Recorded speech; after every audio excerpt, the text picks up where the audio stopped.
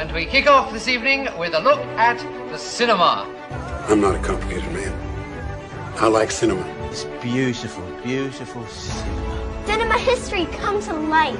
I found my solace in the small cinema I went to every Thursday night. I'm a professor of cinema.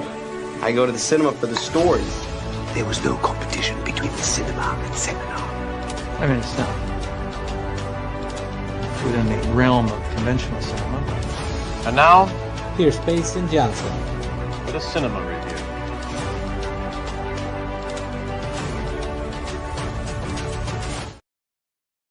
It is Monday, September 1st, 2025, and thank you for joining me for another episode of Cinemaster Reviews.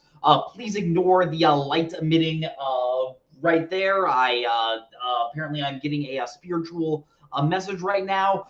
Jokes aside, thank you all for joining me. I took a few weeks off. Excited to talk movies tonight. We are going to be reviewing Caught Stealing and The Roses. I say we jump right in. By the way, happy Labor Day, everyone. I should have said it's Monday, September 1st, ADST. Yeah, we are going to jump right into the first review of the night, that being Caught Stealing, directed by Darren Aronofsky. Probably most famous for directing big auteur films such as Requiem for a Dream, The Wrestler, Black Swan, and most recently 2022's The Whale, which won Brendan Fraser his Oscar. This film is set, Caught Stealing is set in modern-day New York and focuses on a bartender by the name of Hank. And he's just trying to get by through his bartending life. He has a girlfriend, Yvonne, played by Zoe Kravitz. Hank is played by Austin Butler. And one day, his neighbor, played by Matt Smith, says he needs to leave town to go visit some people, and he just wants him to watch his cat. Little does Hank know, the second he takes his cat, Russ is wanted by a lot of criminals and by many law agencies, and now Hank is involved in Russ's crimes, and now he has to find a way to solve everything in order to keep his sanity as well as his life. Darren Aronofsky is known for making these very big, heady, philosophical films that deal with a lot of huge ideas, a lot of very thoughtful, thoughtful philosophies. Really he's really interested in the world at large and how just people think and how people treat each other. Caught Stealing is nothing like any of these movies. I don't think I've ever seen Darren Aronofsky make something that even comes close to being a comedy like this one does. This one has none of those. This was a lot thinner text of a film in terms of what it's trying to do. And honestly, I'm not complaining because it was really fun seeing a director who takes himself as seriously like Darren Aronofsky makes something that is this fun and this fast-paced. With this being a crime comedy, it needs to always have that high energy. You always want to be thinking oh my gosh, anything can happen. And Darren Aronofsky leaves all of his directorial pretensions at the door and is able to make a great film and just does something so out of his wheelhouse. And I just found this to be a very daring film because of that. Austin Butler is someone who is becoming one of my favorite actors working today. He is a very smooth-talking guy, super charismatic. At the same time, he is always willing to play characters that are a little bit more down in the dumps and just a little bit more just feel a little more scummy. And he does that really well here. I think the thing this movie does really well is Hank is someone you do like. Austin Butler isn't playing the super unlikable guy. At the same time, he is someone who is very much isn't doing the greatest, yes, he's getting by with his bartending job. By the way, his boss is played by Griffin Dunn, who plays a character named Paul, which if you've ever seen After Hours, I think that was kind of a reference to that movie, mainly because After Hours is another just one night in New York movie. Everything just starts going wrong. And Austin Butler is really good at playing exasperated in this movie, always playing someone that never really knows what's going on. I think his face, he's obviously such a good looking guy. At the same time, he plays confused so well, realizing that when certain characters start dying, this cat that he was meant to watch is now his sole responsibility. I the super fun part about Hank is he's not someone that really wants to like he doesn't want to solve these crimes because he's going to be in a better place or because it will help him get rich. He just wants to solve it so that way he can survive and go on to live the next day. It honestly kind of reminds me of John Travolta in Blowout, which is an amazing movie I'd recommend to anyone. It's sort of the like chaotic neutral-esque of like, look, I'm just in this for myself. I'm not like going to compromise my morality by anything, but I want to get out of this alive as quickly as possible. And Austin Butler is really great at anchoring this film. This movie has a really big supporting cast, and I think everyone does their job fairly well. There aren't too many like huge standouts. At the same time, for a cast this big, everyone is rising to the occasion. I think Zoe Kravitz is very good. Regina King plays the main detective who was trying to catch Russ and figure out the crimes that he was doing. Russ, played by Matt Smith, he's probably the best part of this movie aside from Austin Butler. It is so much fun seeing Matt Smith in this role where he is just this like really grimy and disgusting British criminal. He talks with this super strong Cockney accent. A lot of the comedy in this movie comes from him. If you've seen images of this movie, he has this giant like purple mohawk. You can very clearly tell that Matt Smith was having a lot of fun with this role, and he's really great. Bad Bunny is in this movie. Vincent D'Onofrio is in this movie. Liev Schreiber is in this movie. I kind of wish I could have had a little bit more with Liev Schreiber and Vincent D'Onofrio. I think their parts in particular are a little underserved. But other than that, I think everyone is doing their job. I love Regina King with every fiber of my being. It's always fun to see her in a role like this. She's probably playing the like most by the books character out of them all, and usually that is a character that could be very boring. But I think just her talent and just her charisma just brings so much energy to this role that you can't help but be like entranced. And they also give her a lot of fun things to do in this movie. The action scenes are very, very fun. It is able to strike a very fine line of the action is funny in this movie. None of these characters are like major like action stars, and you never feel like they're really like good at their job. So there's a lot of comedy from that. At the same time, the action still has stakes. You truly feel like anything could happen in any of these action scenes. Something I really did love about this movie is it's not afraid to kill any of its characters on the drop of a hat. Like, there are a lot of character deaths in this movie, and I really didn't see any of them coming. Well, I maybe had the idea that certain characters weren't going to be getting out of the movie alive, but when the characters actually die, they almost all come out as a surprise, and I really love the movie is trying to subvert expectations there. And it's not done in an annoying way where you feel like, okay, it's just lazy for the characters to die right there. No, it genuinely feels like the movie had earned it with its reveals and its stakes. Except for maybe towards the ending. I think the ending, how the conflict of this movie is resolved is maybe a little bit too convenient, and probably the only time where I was like, okay, I think the movie may have written itself into a corner. It took the most easy and nonsensical way. No, maybe not nonsensical way, but it's the only part of the writing of this movie where I was like, that's kind of lazy, because like anyone really could have seen it without getting too much into spoilers. But yeah, for the most part, I do like the shocking nature of the deaths in this movie. Just talk about some things another thing I didn't really love about this movie. You get a lot of flashbacks to Hank's life before the film, and we sort of learn why he's out in New York because I forget where he's from, but he did move here. He's a big fan of the San Francisco Giants, and we learned that he was going to be playing he was going to play baseball in high school, but a tragic event happened. Without spoiling too much, I think that's probably the most like seeing the flashbacks and seeing the like plot of the movie is probably the most inconsistent, where it's trying to make you feel like Hank is really tortured by these past events that happened in his life, that is really weighing down on him. And I don't think that really is shown off as much as it could have in the scenes that take place in the present. and seeing how dark the flashbacks are compared to how bang bang pop pop energy of the present just feels a little tonally off.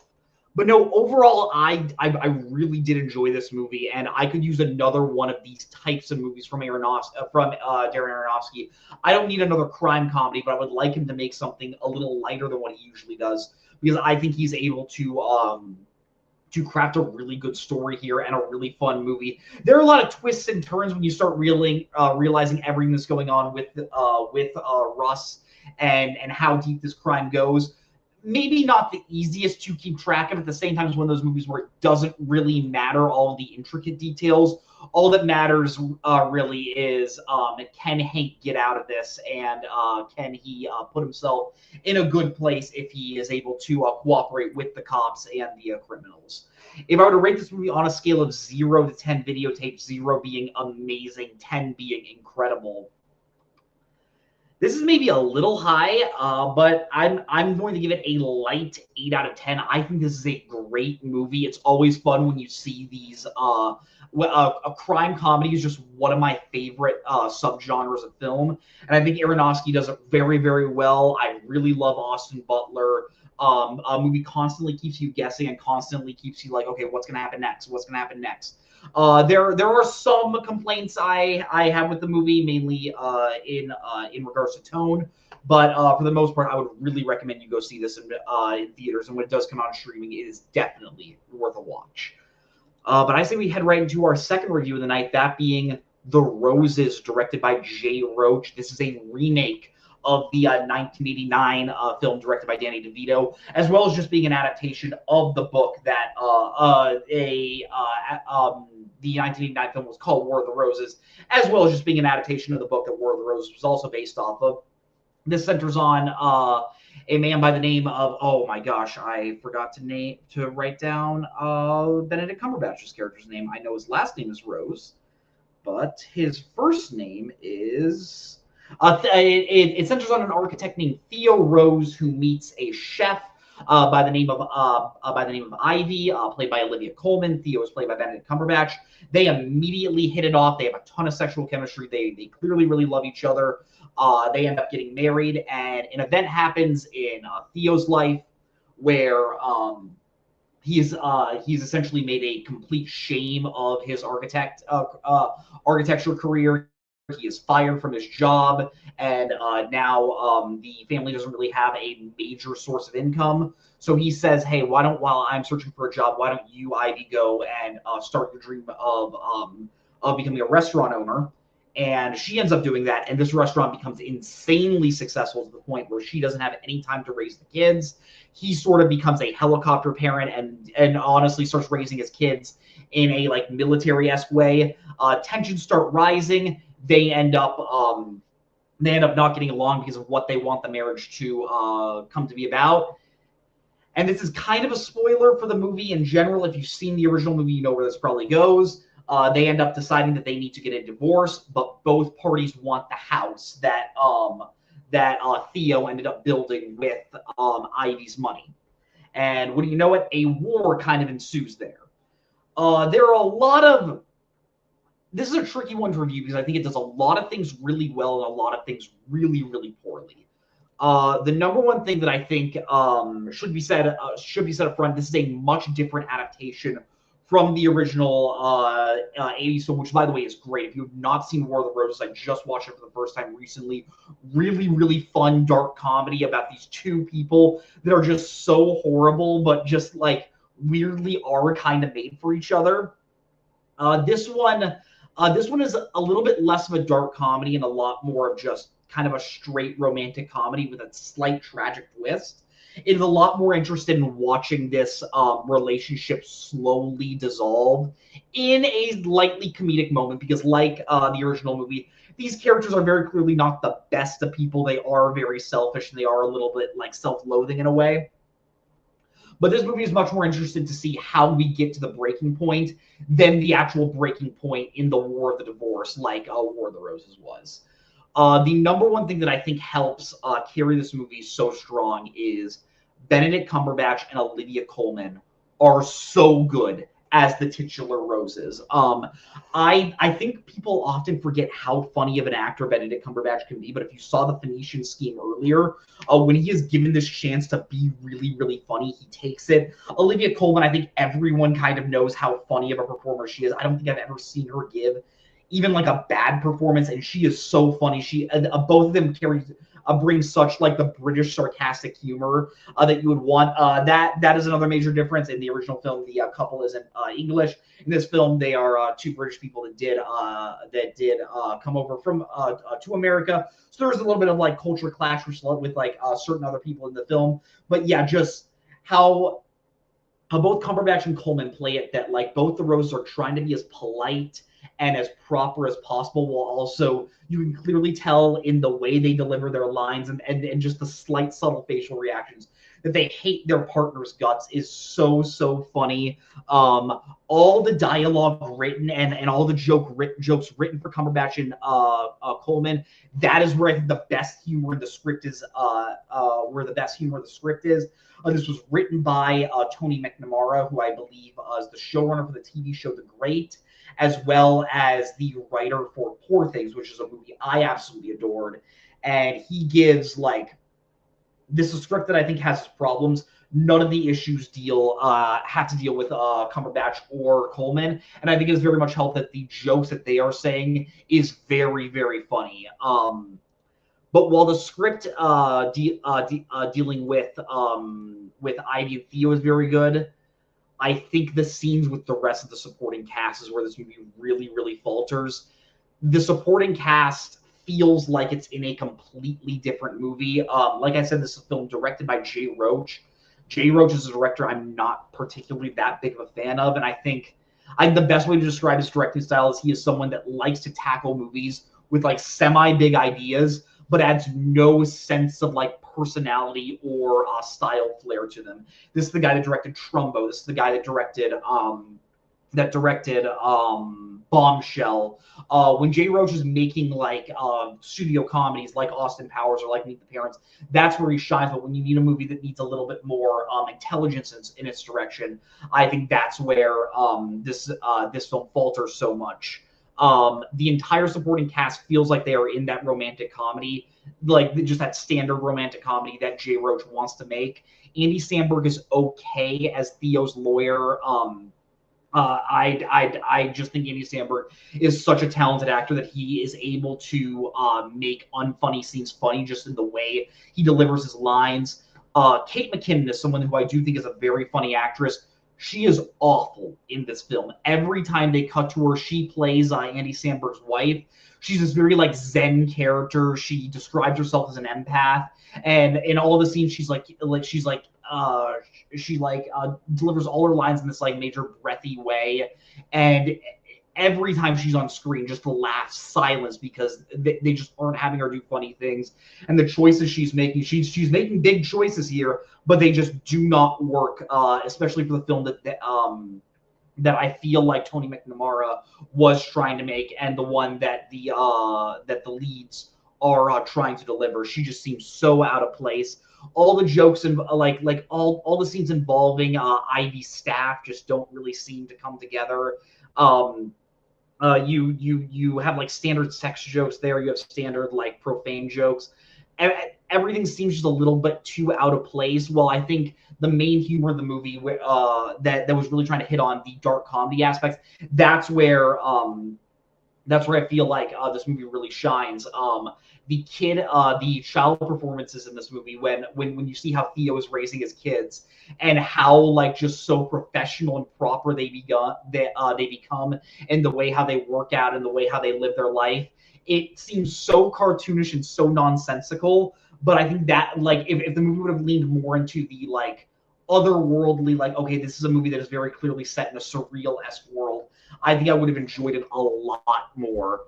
One of the other major issues I think that comes to this movie is the actual divorce and the actual War of the Roses, where as you're watching this movie, you are waiting for these characters to finally admit they hate each other and start like elevating their tactics to get the other to leave the house. That doesn't happen until 20 minutes from the end of the movie. And at that point, the movie has spent so much time setting up this relationship that it doesn't have time to really invest in these jokes. Like the main scenes where you see both Ivy and Theo just start doing horrible things to each other in order to get the other to leave. Like at one point, Ivy dumps just live crabs into Theo's bath. Theo sabotages one of Ivy's big restaurant openings by just shaving one of his warts into the soup. That doesn't happen until the very end of the movie, so everything feels like it's really crammed into the last 20 minutes to really get all the humor out. Now those jokes are funny, and the last the climax of the film, when these characters are at their are very much showing each other their worst, and you're just like, how did these characters even end up marrying each other in the first place? That is very funny, but I really wish the movie would have taken more time to get to that point. And we could have gotten to that point of the film maybe toward the halfway mark, and then we could have lived in those funny jokes more. Now, this is a movie I was struggling going back and forth whether or not I liked it or not, and whether or not I was going to give it a positive rating. I will say the last joke of this film is so good and so depraved that I can't help but give it a positive rating without saying what it is. There have been dark jokes throughout the movie. The darkness of this joke just absolutely elevates it to 11, and how just depraved it is on how pessimistic it is, and you can very clearly tell that this is what the movie was trying to build to. Oftentimes that may have seemed a little bit out of place, but I think watching the film, I do think it works in the context, because it does give you, towards the end, it finally does elevate those stakes. If I were to rate this movie on a scale of 0 to 10 videotapes, I already kind of spoiled it. I am going to go positive. I'm going to give it a 6.5 out of 10. There are a lot of things I don't like in this movie. I don't love the supporting cast. I don't think all of the jokes work. I think it focuses too much on certain parts of the story without focusing on some of the more interesting and entertaining parts. But when you have a lead cast as good as this, with Benedict Cumberbatch and Olivia Colman, and when you have a writer as talented as Tony McNamara, it would be very hard for this to be a misfire, and thankfully this is not. This is probably not a movie you have to rush out to theaters to see unless you're dying for movies, which, hey, we're currently in post-summer, so we are going to be stretching 4 movie releases. But this is one, when it does come out to streaming, I would recommend you check out. But at the same time, this is not as good as the original War of the Roses. That is the one that would get my full recommendation. If you haven't seen War of the Roses, please go watch it. This is very, very good. But thank you all for watching. Remember to like this video and subscribe to the video store. It helps grow our channel a lot. Next week, like I said, a little bit up in the air what I'm going to be reviewing. I'm definitely going to be reviewing Conjuring: The Last Rite. This is the final Conjuring film, as well as I'm going to try to see if Splitsville is going to be playing in Arizona. I really hope it does, because if not, we're probably just going to be reviewing one movie. Thank you all for watching. Remember to tune in next week, and as always, until next time, watch more movies. And the award for most vapid film review of the century goes to... Okay, movie review. Okay, I thought it was beauty. And he's now in cinema hell, where one day we'll all be reunited. This is me at the Regal Cinema crying as I did through much of the film.